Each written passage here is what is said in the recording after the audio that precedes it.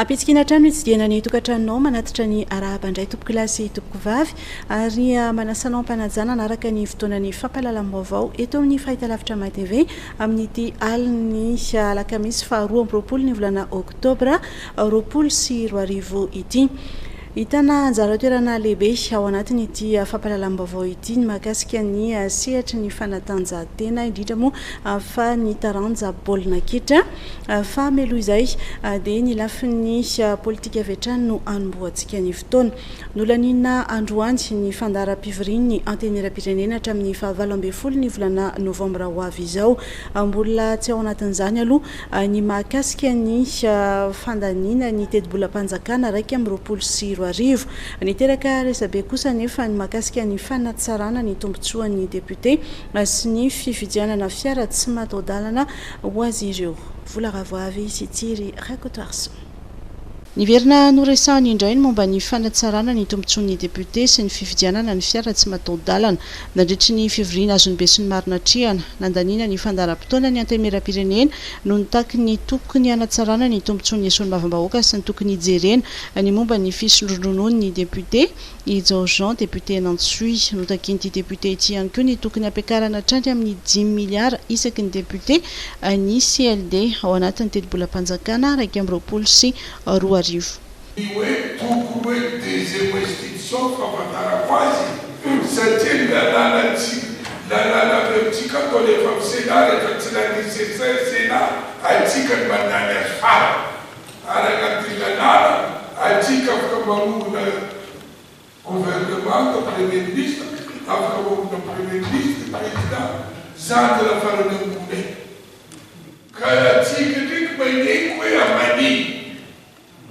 ka atsika tsy mangataka fagatako hoe atsika proposé hoe tsy premier ministre deuxième institution fa assemblée nationale zay ny fagatako zany momba iny momba zavatra zay momba CND mandampana ne CND o eketsika nakitra ny ferraron nakitra ny ciment nakitra ny tôle.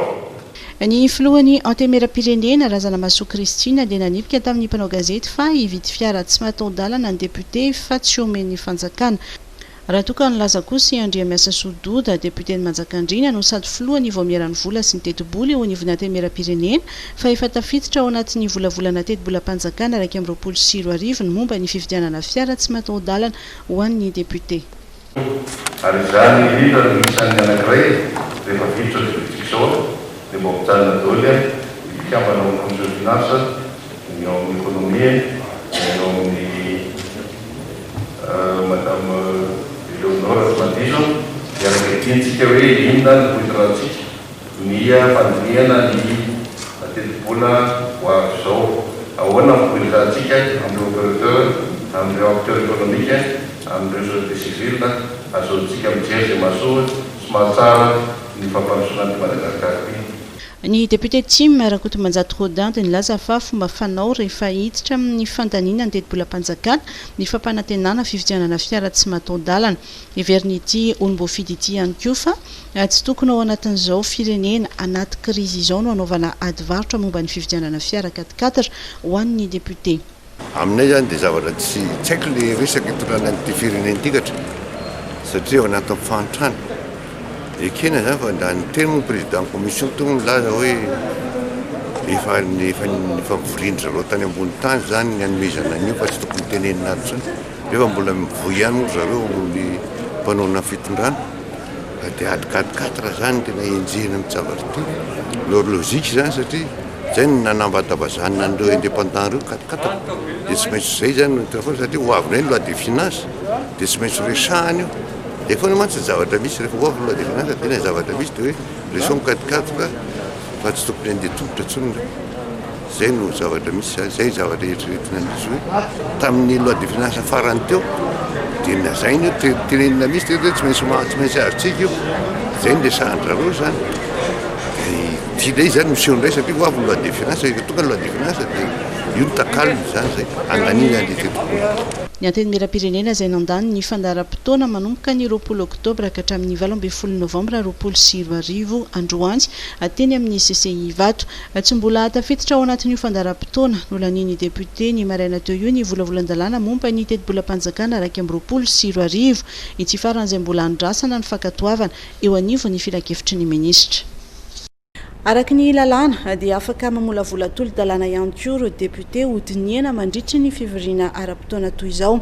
Tao anatin'ny fandaharam-potoam-pivoriana nolaniana androany dia tolo-dalàna miisa 5 avy amina député no hodiniana. Tafiditra ao anatin'ny fandaharam-potoana ny anteny miram-pirenena ny fandiniana ny tolo-dalàna miisa 5 avy amina député. Ao anatin'izany ny tolo-dalàna 2 momba ny fananantany natolotry ny député Naivra Oldina, ny tolo-dalàna mikasika ny fifampitondrana sy fitondran-tena ny solombavambahoaka izay natolotry ny député Andrianambinina Joarly, député Vofito Vondrozo, ary eo ihany koa ny tolo-dalàna mikasika ny fanatsarana ny fitantanana ny vokatra lavanila natolotry ny filoalefitry ny anteny miram-pirenena teo aloha Bavy Angelica sy Dina Romuald, député ny Maroantsetra. Ny zavatra misy mikasiky ny rarahana lavanila ny tegna moa zanaka mpamboly izy raha teo ary zaza nitaizana tamin'io mafantatra tsara ny tontolo magnodidina zany lavanila zany. Ny zava-misy anefa manao ny fanjakana amin'ny hady amin'ny ty tsy fandriam-pahalemana na halatra lavanila ty ary arahantsika malala fa io zany ny ahitana fitsaram-bahoaka be indrindra amin'ny resaka fandikan-dalàna ny halatra lavanila io mitana laharana voalohany amin'ny fitsaram-bahoaka satria tsy zakan'ny vahoaka mahita zavatra ny tsemboany ary lafo vidy ho lasan'ny mpangalatra. Miezaka ihany ny mpitandro filaminana manao zay azony atao ny fitondram-panjakana kanefa hitantsika miarantsika mahita fa mbola mirongatra ihany ty asana halatra lavanila ty.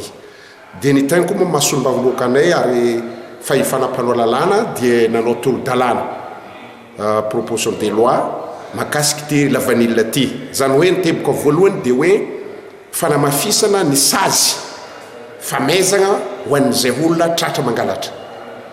Ny famezagna ilay olona mpitsokombakomba mpanangona vokatra halatra avy koa ny tompona ndraiky mpanjakana zay miandraikitra ny fampisaziana ny sazy zany fampiarana ny sazy raha toa ka hita tratram-bodihomby amin'izay zavatra zay anagnana profo zany tokony miaraka amin'ny sazy satria hatrizay manko ny fahitako azy saiky le olona mpangalatra lavanila nantsaha ihany no voasazy fa ny mpagnangombokatra ndraindray zany tsy fantako ny antony fa ndraindray zany tsy arakaraka ny feritrefano azy zany le izy na izy tsisy profo na ino fa tsy matetiky le mpangalatra ny antsaha zany regny no voasazy ka izy zao zany le tolo-dalàna nataonay aty zany dia hoe sazina le mpangalatra ny antsaha sazina koa zay tonono hoe nitsokombakomba taminazy na hoe mpagniraka azy nangalatra na hoe mpanangombolatra naniraka azy nangalatra tsokombakomba zany. Akoatra ny fandiniana tolo-dalàna dia misy ihany koa ny volavolan-dalàna iray hodiniany anteny miram-pirenena dia ny volavolan-dalàna larana 8/2024 momba ny fampindramam-bola amin'ny fanatanterana ny tetikasa fanamboarana tetezana amin'ny renirano ny Mangoky amin'ny lalam-pirenena fasivy izay vatsiny ny FSD vola. Andray anjara ihany koa amin'ny sy amin'ny ra-parlementaire mikasika ny fomba fialana amin'ny fampiasana taratasy amin'ny asan'ny parlementaire. Eo ihany koa ny sy amin'ny ra momba ny indostria ny fitrandrana arena kibon-tany izay iarahana amin'ny APF. Akoatra izany dia hanomboka hanao ny asany ihany koa ny voamiera manokana misana ny fandiniana ny antota taratasy avy amin'ny SCG eo anivony anteny miram-pirenena. Atomboka amin'izao fivoriana ara-potoana ny antemera izao ihany koa ny asan'ny voamiera manokana mandinika ny fitoriana avy amin'ny haute cour de justice eo anivony anteny miram-pirenena. Zava-dehibe izany araka ny nambara ny député Nambodratrimo Tady Baovao Vetrany vola ravoavy sy Thierry Rakotarson. Anomboka andinika ny antota taratasy fitoriana ireo mpitondra fanjakana ambony voarain'ny fitsarana avo HCG ny voamiera manokana eo anivony anteny miram-pirenena. Raha ny fandaharam-potoana vao nolanininy ny solombavambahoaka dia 7 ka hatramin'ny 30 oktobra 2024 no hodiniana ao anatin'ny asam-boamiera ny antota taratasy fitoriana avy amin'ny HCG. Zava-dehibe amin'ny fampanajana ny tany-tan-dalàna ny fanombohan'ny asan'ny voamiera manokana mandinika ny fitoriana avy amin'ny HCG eo anivony anteny miram-pirenena. Hoy ny député Nambodratrimo Rakotoarso Fenoery Joni. Amin'ny firenena tan-dalàna ny Madagasikara aloha dia ataoko fa rariny sitsiny raha mizotra makany amin'izany fandaniana an'izany mba tsy hisy ny hoe tsy matomanota eto amin'ity fireneny ity ary zay ngamba ny matematesantsika hatramin'izay ny hoe fampiarana lalàna fa kosa izay kosa masolo mavomboaka anay dia miteniny hoe aoka tsy asiana zanakakala hafa kosa ary ny fijerenan'izy io fa misy fitentsika zay manao hoe rehefa vandana dia kary raha ny marina ny olona rehetra zay nanodikodina volam-bahoaka sy volam-panjakana dia tokony hosaziana avokoa na izy na izy fa ny mampalahelo indraindray eto amintsika rehefa misy ny zavatra ohatr'ireny dia ny farany madinika indrindra no migadra fa le gros poisson mbola tafaporitsaka foana ka mino fa amin'ny fitsanganan'ity commission anankiray ty hitantsika ihany koa ny vinana andreo matofoloha ny amin'ny anenjehana an'ireny mpinam-bolam-bahoaka sy mpanodikodina volam-bahoaka reny mino fa tsy solasa so ny gros poisson ty ndray mitoraka ty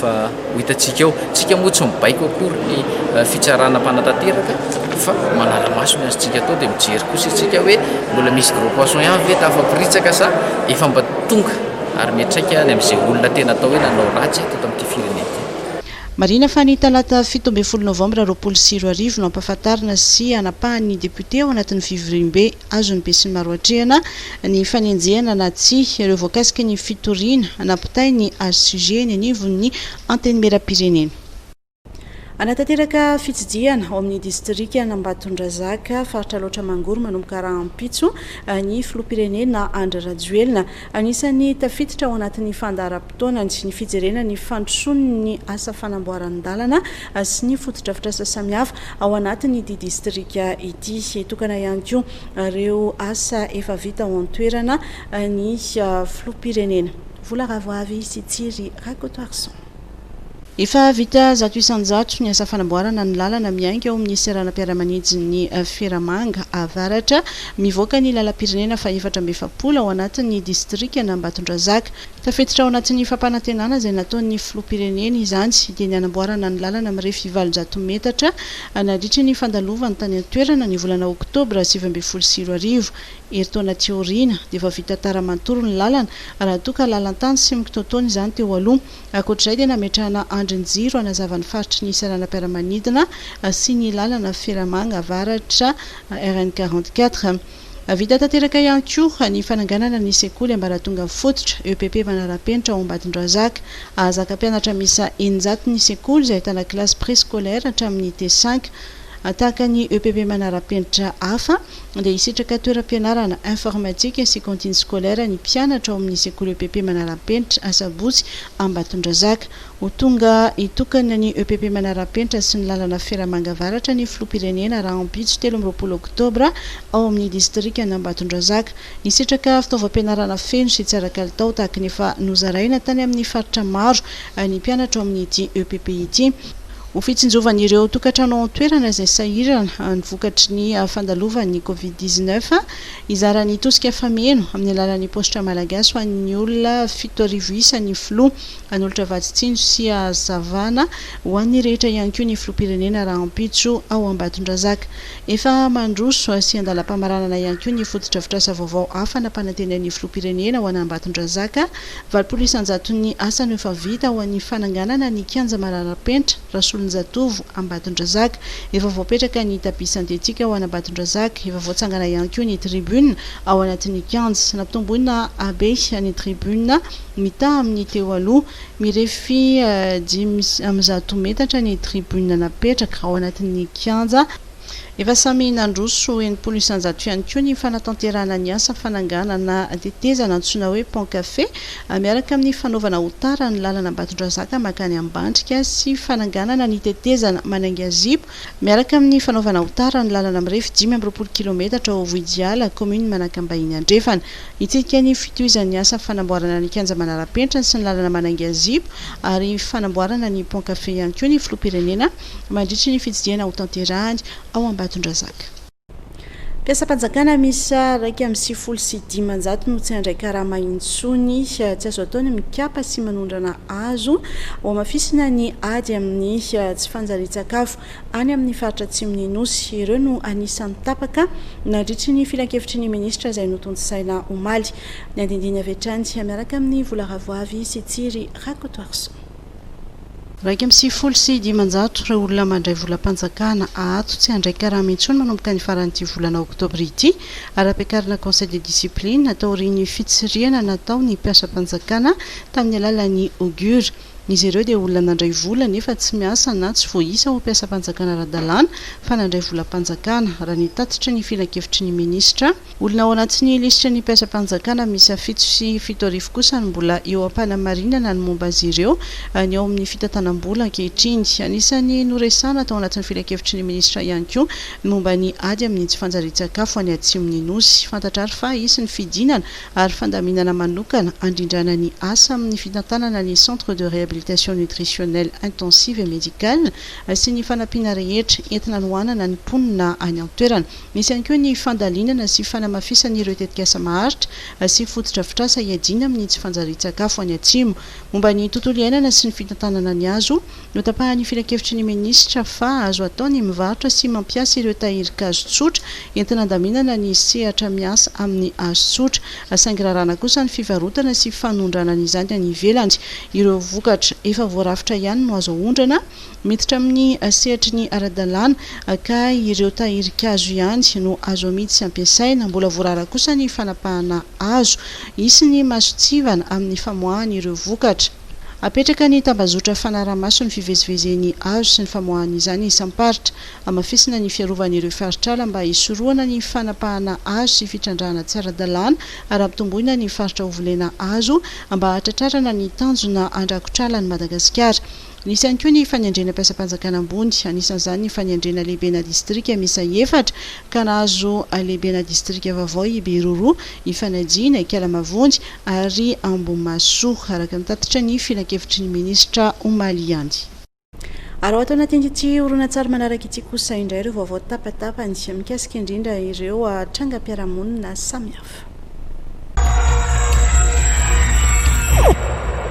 lehilahy misa 10 anabdirina ponja vonjimaika ny Antanimora ary vehivavy iray kosa nahazo fahafahana vonjimaika tao anatin'ilay raharaha famakiana Braona tompona hotely lehibe iray tetsy Tsaralalàna ny aliny 17 septambra teo no nitrangan'ny famakiana mpiasa telo atao amin'ilay hotely no voaroroy tao anatin'izao raharaha izao ka ny iray vehivavy izay miandraikitra ny fikirakirana vola ao amin'ilay hotely ny telo hafa kosa nanatanteraka ny fanafiana mbola karoina hatreto ny vadin'ilay vehivavy mpiasa ny hotely izay voalaza fa voasaringotra ihany koa tao anatin'izao raharaha izao tsy evina moa fa vola 10 tapitrisa ariary no very tamin'ity fanafiana ity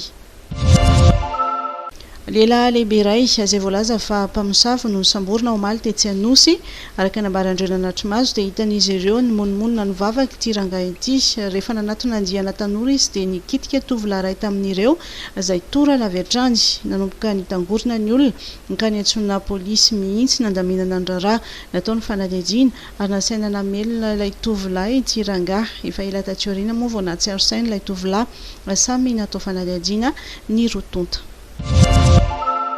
lehilahy iray 13 taona no hita faty nitsingevana tao anaty rano tetsy Tomadinika Atsimo araka ny fantatra dia efa teo amin'ny 3 andro teo ity razany ity no nilondrano tao nanaraka ny lakan-dranon'Andriantany ny fatin'ilay lehilahy ka izao hita teny Tomadinika izao nahitana karapanondro sy taratasy fahazondalana hitondra fiara teny aminy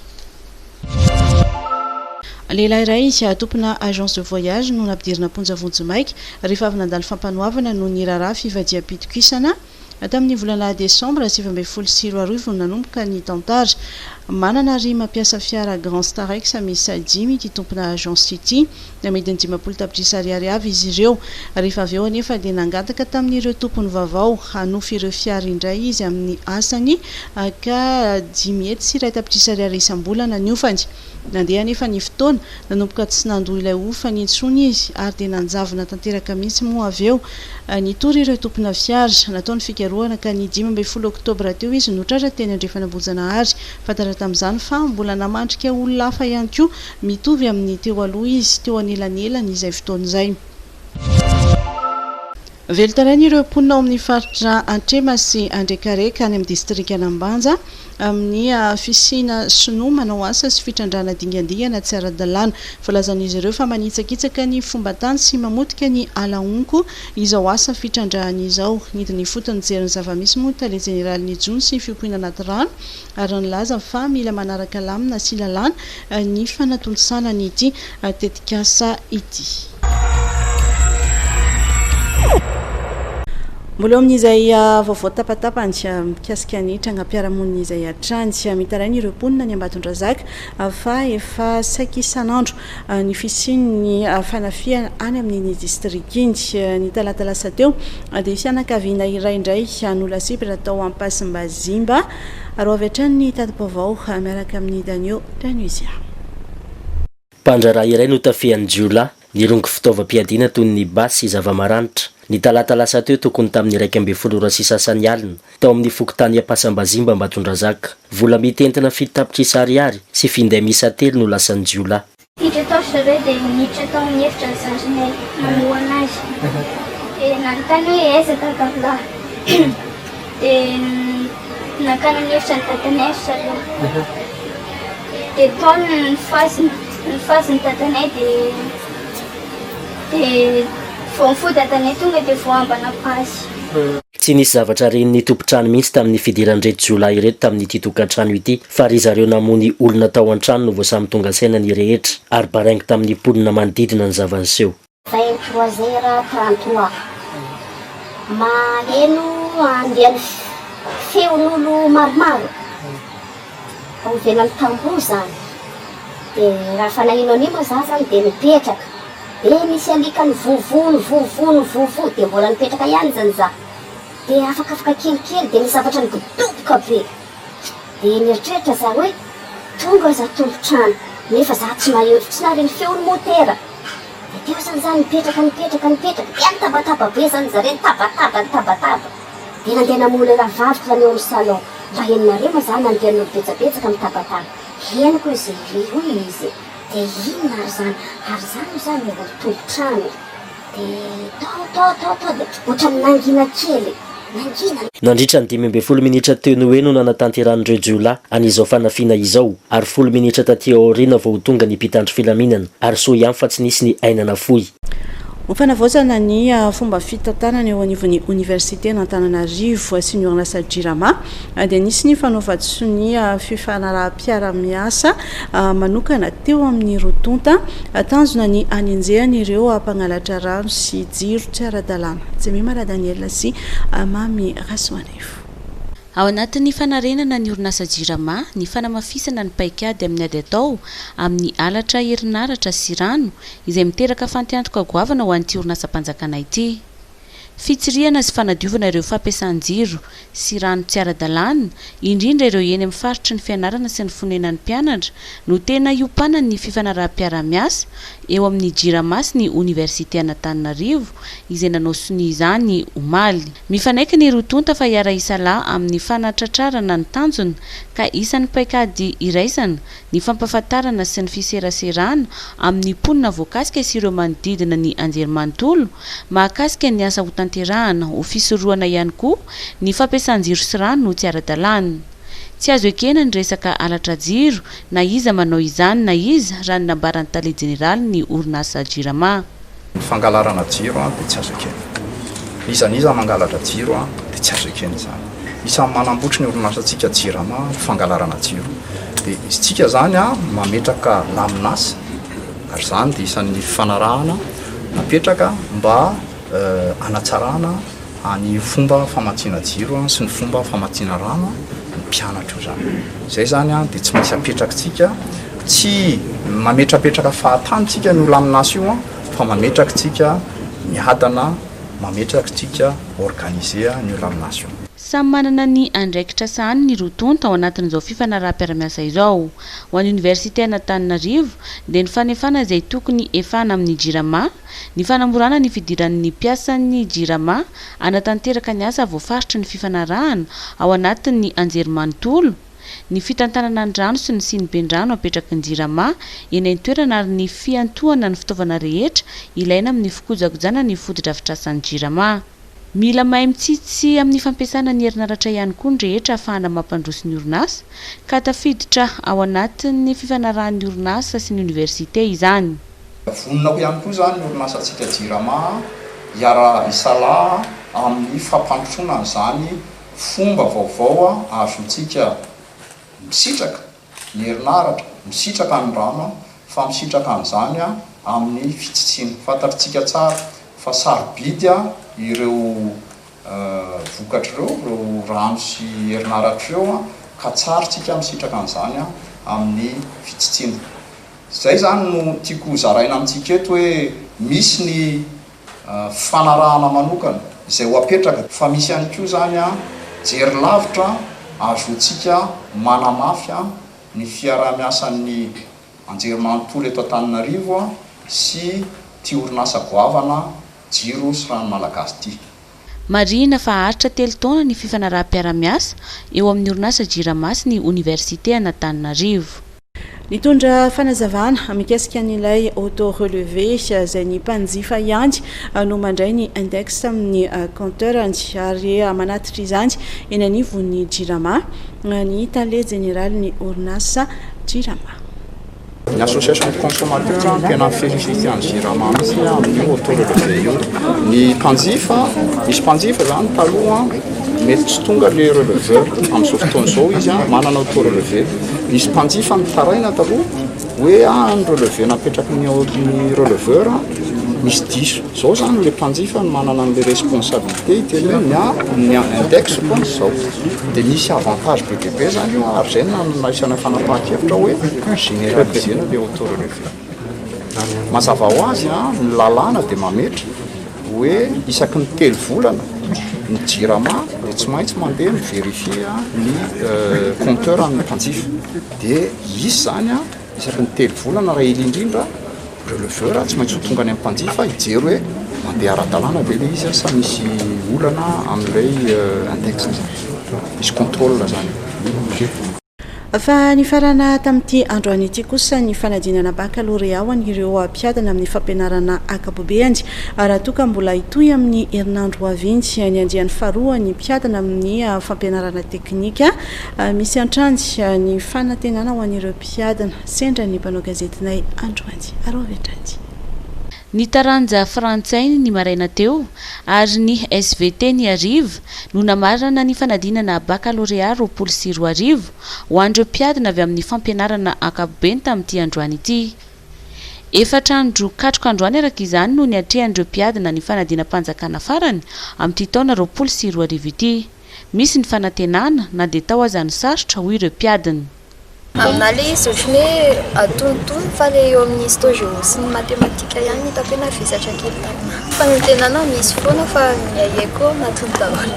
Le fanantenana manana programme ve zany zao raha satria hoe isarana rariva amin'ny fanadinana baccalauréat. Raha ho anahy manokana angamba ny aloha dia tsy misy. Andeha mody dia hipetrapetraka. Ny zotra araka ny tokony ho izy ny fanadinana raha nambarany lehiben'ny ivim-panadinana Tetsy Avarado. Zotra milamina tsara ny fanadinana teto amin'ny CEG Avarado. Salama tsara daholo ny mpiadana. Voahaja ihany koa ireo fepetra ara-pahasalamana. Voahaja tsara araka izay fandalinana ny raisin'ny fepetra ara-pahasalamana hoe manao cache-pouce daholo distanciation 1 mètre dia faray pary isaky ny daholo ny mpiadana. Nanasa tanana dia sady nanao gel isaky ny efitra trano fanadinana daholo. Ny taranja SVT araka izany no nanakatona ny fanadinana baccalauréat 24 ho an'ny mpiadana amin'ny fampianarana ankapobeny raha toa ka mbola hitohy manomboka ny alatsinainy 20 volana oktobra izao ny andiany faharoa ho an'ny mpiadana avy amin'ny fampianarana teknika. Azay no makasika an'iny fa efa manomboka miverina tsikelikely amin'ny fiainana andavanandro kosa ny mponina malagasy anametraka politika ho fanarenana ny sehatra ny fizahantany ny ministera pia manoloana izany ho fanatanterahana indrindra ary dia mikarakara hetsika antsoina hoe Ultra Trek des Collines Sacrées na UCTS 2020 miaraka amin'ny ordana ny ministera ny fizahantany ny 20 ka hatramin'ny 2 ny volana novambra ho avy izao ny fampiroboroboana ny fizahantany anatiny no tena imatmatesana amin'ny alalan'izany etsika izany. Alova Ramanajor sy Mamy Rasamoely. Manoloana ny fiverenany andavanandro miandalana ho an'ny malagasy dia nanapa-kevitra ny ampitombon'ny fizahantany eto toerana ny ministeran'ny fizahantany sy ny mpiroaparitra misana ny fizahantany na ny ortana amin'ny alalan'ny fikarakarana ilay hetsika Ultra Trek de Colline Sacrée na UCTS roapolo sy roa arivo. Farafaratsiny mahatratratra amin'ny 5 alina sy 3 hetsy amin'ireo rotapitrisa tokony hotrandrahina. Ny tahapamandriana efitrano amin'ireo efitrano misy 709 misy eto Analamanga. Araka ny tombana napetraka, misy ny paikady entina natanterahana izany.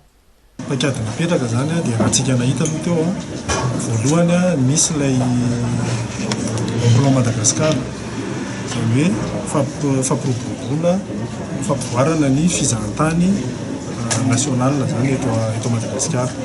Dia ao anatin'ny plan Madagascar io zany ny ahitana ireo fihenam-bidy rehetrarehetra izay ataony opérateur touristique rehetra na hôtel io na restaurant io.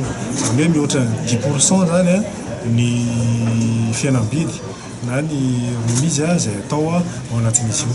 Faharoa manarak'izay dia nisy nandroany ny présentation ilay randonnée izay atao amin'ny Colline Sacrée eto Analamanga.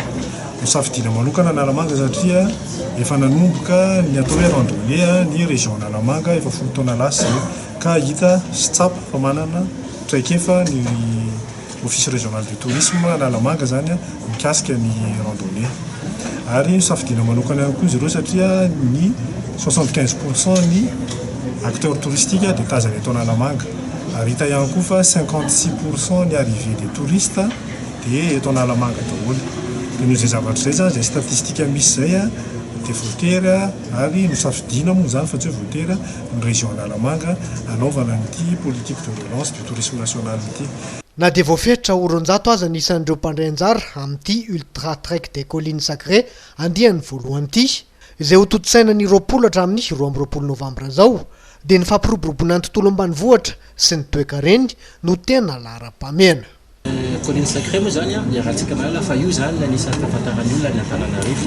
Efa mitenitsika hoe eto Antananarivo dia misy an'ilay vohitra masina moa zany Robert izay manodidina ny Antananarivo anisany.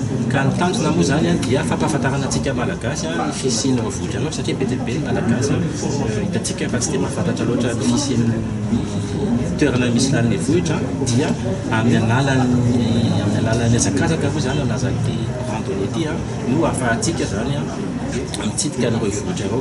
Ny tanjona moa zany dia fandehanantsika amin'ny vohitra vitantsika mpahasarotra moa zany fa entanina koa zany ny olona hanjifa ny vokatry ny toerana.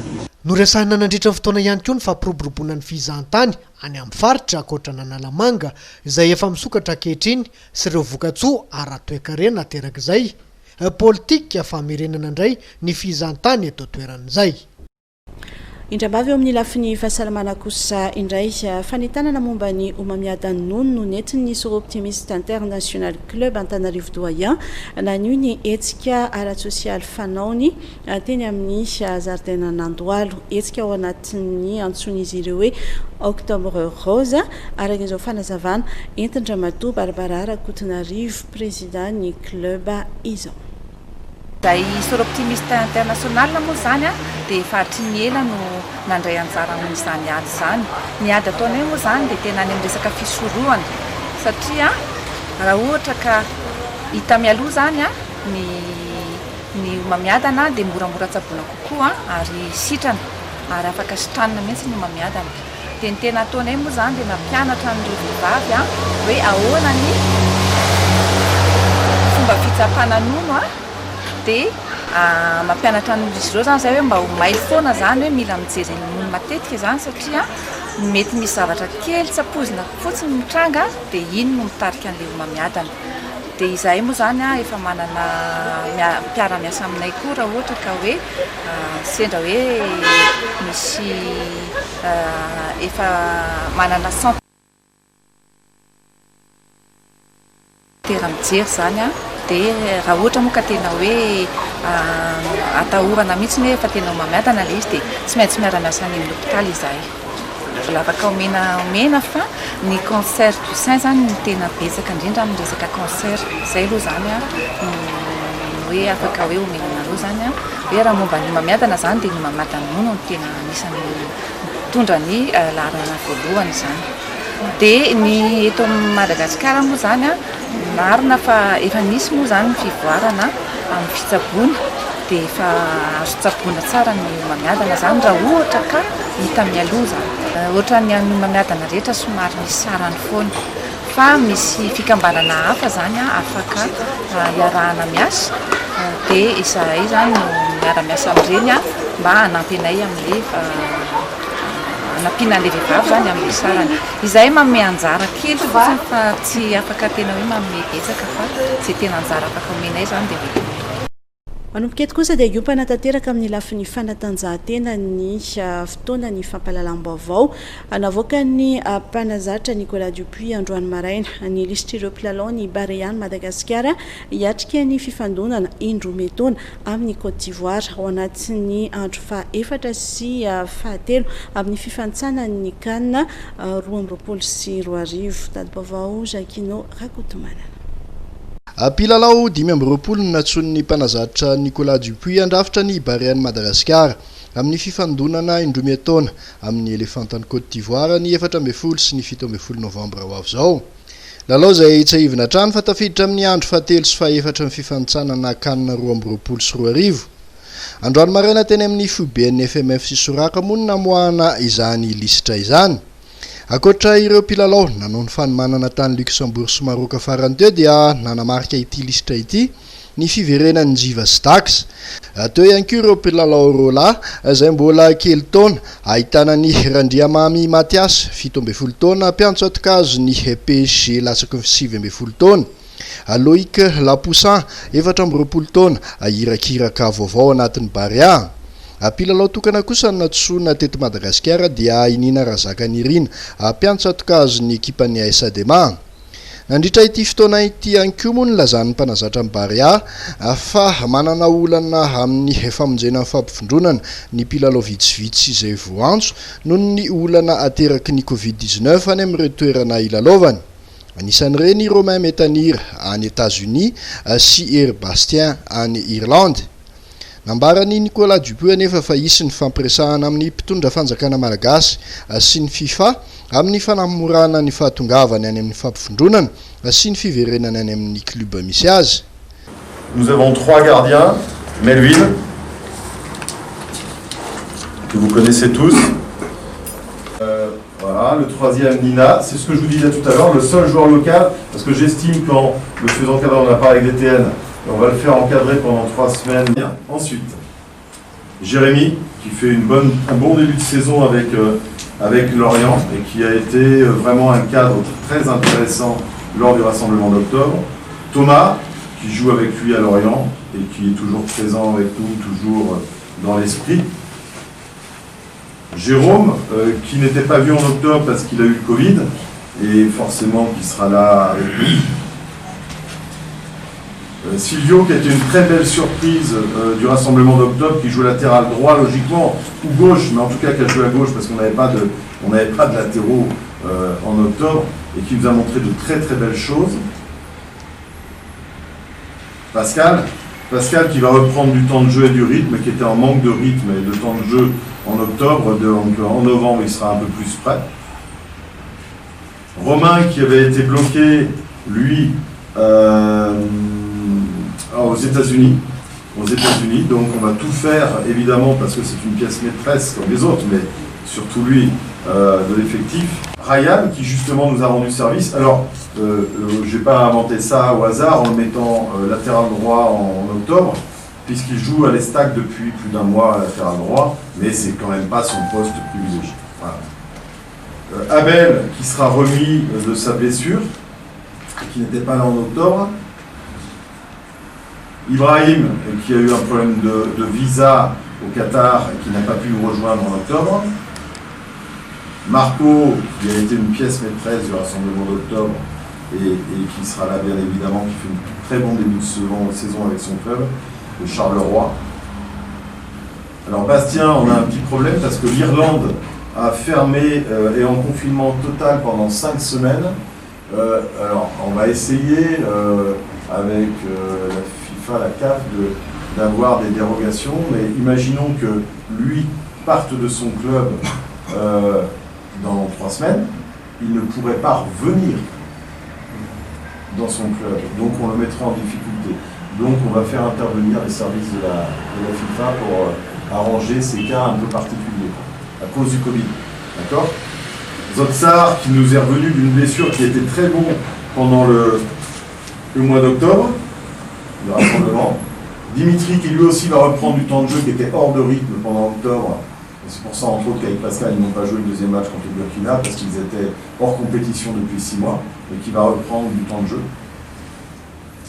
Dax, que j'ai eu au téléphone et qui est en forme actuellement, et qui, à la fois dans le groupe extra-sportif mais sportif, apporte toujours quelque chose, une touche supplémentaire, en tout cas une autre possibilité.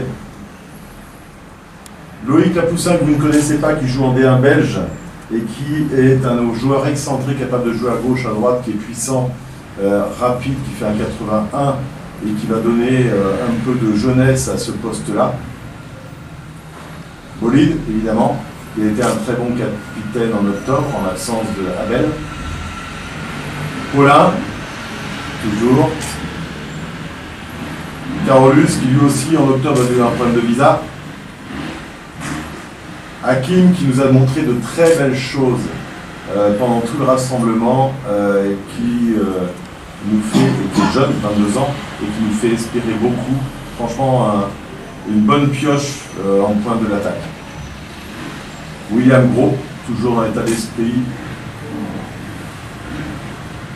Gilles, qui vient de marquer un quadruplé avec son club et qui est très en forme et qui va bien et qui mérite évidemment de revenir après son petit problème de changement de club et sans compétition. Aujourd'hui, il est à fond et c'est très très bien et c'est très bien pour l'équipe.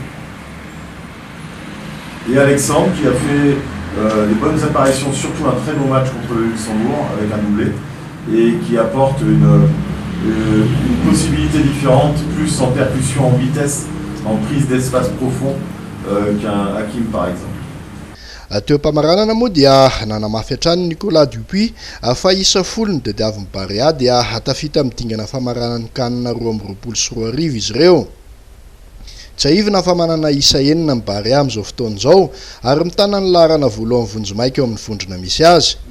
Ankoatr'izay dia namafisy mpikambana ao amin'ny komity mpanatanteraky ny FMF ny anaovana ny lalao miverina ny 17 novambra ho avy izao any amin'ny stadium Barika Dimy Tomasina. Etsakilan'izay dia 30 isanjato ny olona zakany kianja ihany no afaka miditra sy mijery ny lalao raha ny toromarika avy amin'ny FIFA noho ny amehana ara-pahasalamana. Miankina betsaka amin'ny fivoaran'ny toedrara ara-pahasalamana eto Madagasikara ihany anefa no ahafahana mampiatra izany toromarika izany. Ataorin'ny fivoahan'ny alisitry ny Barea antenaneo ny heviny ireo mpikambana eo anivon'ny komity mpanatanteraky ny Fédération Malagasy ny baolina kitra notarian'ny filoha lefitra faharoa Randriamanampisoa Alfred. Raha tsika malalaka mba fa efa avoaka reny ny 5 amin'ny Barea de Madagascar fantatsika tokoa fa ny comité exécutif dia nanomihaka lalàna mihitsy ny coach Dupuis mba asehony hoe reto ny tena mendrika hiaro ny voninahitry Madagascar. Zay moa efa nataon'ny comité exécutif foana ny hoe mba omena ny entraîneur lay faveur satria izy ny tena mahafantatra izay tondrany amin'ny équipe pirenetsika. Zany hoe ataontsika hoe lozika ihany satria ohatran'ny club rehetrarehetra ihany koa io hoe ny entraîneur no anisany anankiray mitondra ny club hoe reto no ataoko mandrafitra ny ekipa mitovy ihany zay satria fantatsika fa Nicolas Dupuis tsy vahiny amintsika malagasy ary zay no namezanay comité exécutif ny favera rehetra tsisy akteritery na ny soan'ireo ekipa tany ivelany na soan'ny joueur teto zay misy joueur malagasy goal dia gardien de but dia nametsika ny coach ny fahalalana rehetra ho antsika malagasy io mino fa antsika malagasy rehetra samy mifaly tamin'ny fivoahany reny satria manana soa tsara ny entraîneur amin'ny 5 mirahalahy reo zay ho apetraka. Eo ihany koa moa efa lazainy teo hoe au niveau ny resaka international le vidiny frontière dia mety isy joueur tsy ho tonga tampoka dia zay no natonga an'ilay proposition 5 fa eo anatin'ny listiny kafo moa dia 3 ihany eo anatin'ny livitry kafo. Efa nazahoana fahazondalana vonjimaiky avy amin'ny Confédération africaine ny baolina kitra moa ny ahafahana mandray lalao iray sampirenena ao amin'ny stadium ao Parikadimy ka andrandraina manokana amin'izany fandraisana ny lalao Barea Côte d'Ivoire amin'ny volana novambra ho avy io. Anisany mbola olana nefa hatreto ny fanadiovana amin'ny manodidina ny kianja. Tadibavao maresaka Mireille. Aina ny tsy azahoany Tomasina ny fandraisana ny lalaon'ny Barea raha toka tsy afaka ireo trano manamorona ny kianja manara-penitra stadium. Nilaza ny liga tsinanana fa efa milamina ny ao anatin'ny kianja ary efa nahazo fankatoavana vonjimaika. Anjarany tompona andraikitra tandrify azy kosa ny fanadiovana ny ivelany. Ny stadium Parikadimy ao anatiny dia efa tena vita tanteraka. Ireo tsipitsipitsony izay nangatahany CAF. Recommandation moa zany fiteny azy dia tao anatin'izay efa nalefa tany amin'ny CAF ny demande d'homologation ny ao anatin'ny kianja. Nilaza ny bentanan'ny Tomasina fa vonona ny anao ny ezaka rehetra ny commune mba handraisany izany lalao zany. Amin'ny anaran'ny vahoakan'ny Tomasina Riamantolo sy ny commune urbaine dia eto ny lazako hoe zahay dia maniry ary vonona tanteraka amin'ny fandraisana ny match ny Barea io. Zay match rehetrarehetra mba ahafahanay mijery match international indrindrandrindra mahita an'izany Barea zany ka ny zavatra rehetra zay tokony ho amin'izany dia ho ataonay avokoa fa dia maniry zahay ny sin'io match io eto Tomasina. Nisy ny fivoriana izay notanterahan'ireo tompona andraikitra tany an-toerana niarahana tamin'ireo solotenan'ireo olona mipetraka eny amin'ny stadium Omaly. Nisy ny afatra izay nampitain'ny ben'ny tanàna tamin'izany.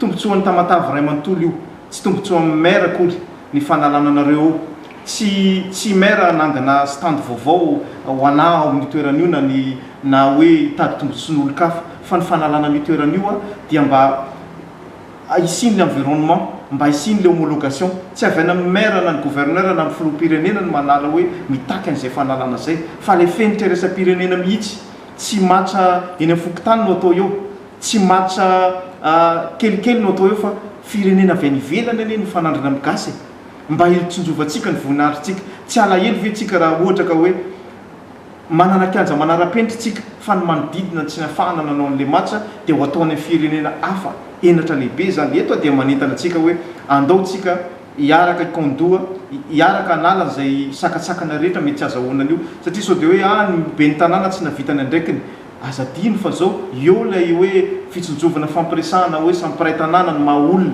zany rehetrarehetra zany mahatonga ny mahataraiky ny fanalana n'io zavatra io zany. Androany dia efa nidina teny an-toerana ireo teknisianina namaritra ireo toerana tsy maintsy diovina manodidina ny stadium amin'ny 14 novambra izao moa ny lalao mandroso any Abidjan, ny 17 novambra kosa ny lalao miverina any Tomas.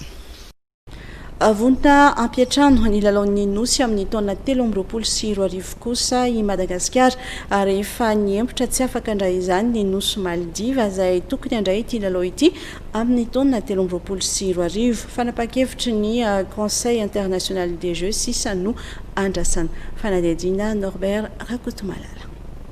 Nandritra ny lalao amin'ny taona 2024 izay nitanterahana taty Maurice farany teo no nanapahany Conseil international des jeux na nikizy fa ny nosy Maldiva no andray ny andihan'ny faraika ambin'ny folo amin'ny lalaon'ny nosy aty amin'ny faritra ny ranomasimbe indianina. Ny talata 20 oktobra lasa teo nefa dia namoaka fanambarana ny misy ny fantanjahantena any Maldiva fa tsy afaka ampiatrano lalaon'ny nosy amin'ny taona 2024 indray izy ireo. Isan'ny voarakitra tao anatin'ny fanambarana io ny fiatraika ny valinaretina Covid-19 izay nisy akony betsaka teo amin'ny lafiny ara-toekarena any toerana ka tsy nahafahan'izy ireo nanomana ny foto-drafitrasa andraisana ny lalao. Manoloana an'izay dia efa naneho ny fahavononany sady Madagasikara ny ampiatrano lalaon'ny nosy amin'ny taona 2024. Tsy ahivona fa efa isan'ny nametraka tao taratasy isan'ny hofidiana andray ny lalaon'ny nosy amin'ny tamin'ity taona 2024 i Madagasikara tamin'ny taona 2024 nandritra ny lalao ny nosy izay natao taty Maurice. Andrasana araka izany ny fanapahan-kevitra mandritra ny fivoriam-beny ny filan-kevitra iraisam-pirenena ny lalao na ny Conseil international des jeux ny mety azahoany Madagasikara ity lalao ny nosy 2024 ity. dia izay ihany koa no netiko nanakatona indray ny fotoanany fampahalalam-baovao tamin'ity alina ity mankasitraka anao izay nanaraka izany hatramin'ny farany mbola manasa anao ihany koa anaraka an'ireo fandarana samihafa efa nomanao anao ito amin'ny fahitalavitra matv ny tena kosa dia mametraka indray ny veloma mandrapitafy